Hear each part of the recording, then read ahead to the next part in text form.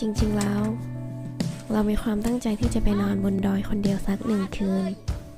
แต่ทริปนี้พ่อแม่เขาเป็นห่วงเขาก็เลยไปเป็นเพื่อนแต่ก็ดีเลยจะได้ไม่เหงาเราออกเดินทางเวลาประมาณบ่าย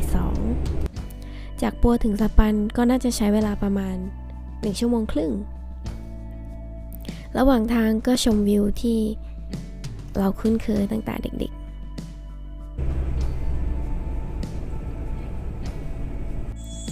ที่นี่ดอยชมพูภูคาว่ากันว่าที่นี่มีอากาศที่หนาวเย็นตลอดปีมาที่นี่บ่อยครั้งแล้วแต่ก็ยังรู้สึกว่าอยากจะมาอีกเหมือนเป็นสถานที่ที่คุ้นเคยไปแล้วแล้วเราก็ออกเดินทางกันต่อเลย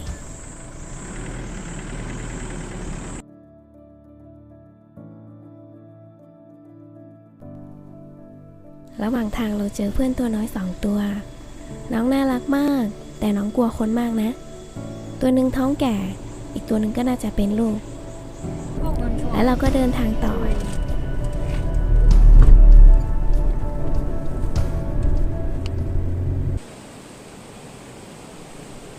ในที่สุดเราก็มาถึงสปันนี่คงเป็นครั้งที่2สินะที่เรามาเยือนสปัน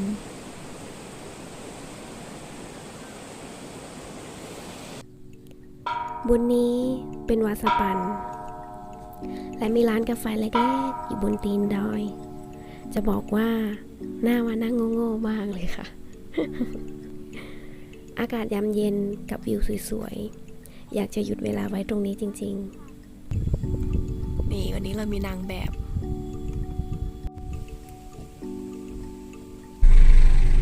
น่าจะขึ้นเส้นนี้เป็นถนนดินนะพ่อข้างบนตอนนี้เรากำลังจะขึ้นไปดูพระอาทิตย์ตกบนดอยอิงดาวที่นี่เป็นรีสอร์ทที่พัก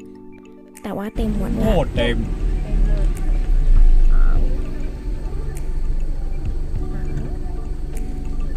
นี้เวลา5 โมงแล้ว5 โมง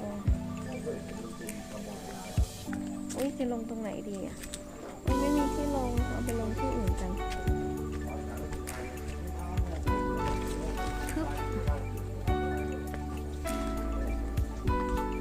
มีเวลา5 โมงทุกวันนี้จะสวยมาก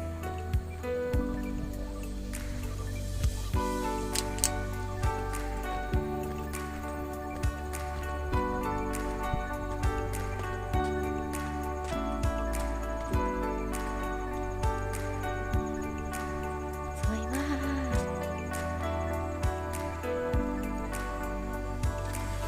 นี่มีชิงช้าด้วยแอบมานั่งชิงช้าเขาสักหน่อยหนึ่งนั่งไปนั่งมาจะล่วง ก็เลยใช้แรงงานแม่ซะเลย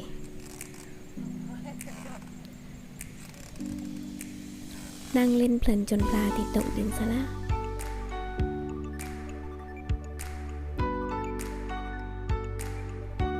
ตอนนี้เรากำลังจะไปรีสอร์ทเพื่อนพ่อจะไปกางเต็นท์นอนกันแต่ช่วงนี้ไม่ค่อยมีนักท่องเที่ยวมากนัก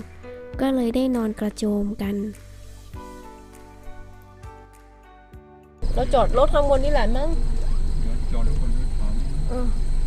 จะนอนที่โต๊ะปูนะเจ๊ดูตอนนี้ก่อนเดี๋ยวก็ดูอีกทีโชคดีมากที่มีพ่อแม่มาด้วยแกมีเพื่อนอยู่ที่นี่ก็เลยได้นอนพักที่นี่ฟรีเลยถ้าไม่งั้นนะที่พักเต็มหมดไม่รู้จะไปนอนที่ไหนแน่ๆเลยนั่งฟังผู้ใหญ่เขาคุยกันได้สักพักใหญ่ก็ถึงเวลาเข้านอนแล้วตอนนี้เวลา4 ทุ่มกว่าแล้วเรากำลังจะเข้านอนแล้วพ่อกับแม่ก็คือ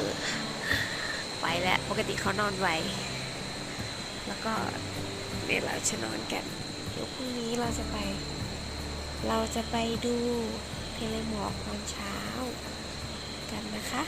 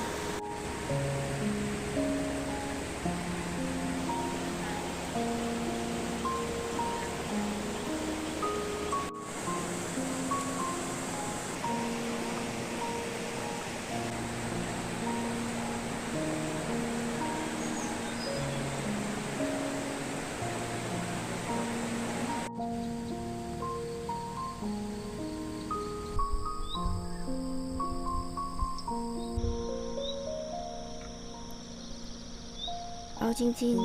ๆชีวิตไม่ได้ต้องการอะไรมากเลยแค่มีการต้มน้ำกับน้ำอุ่น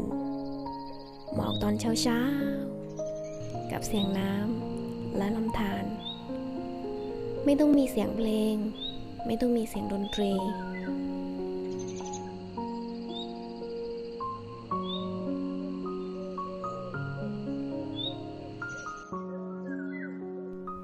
สปันน่าน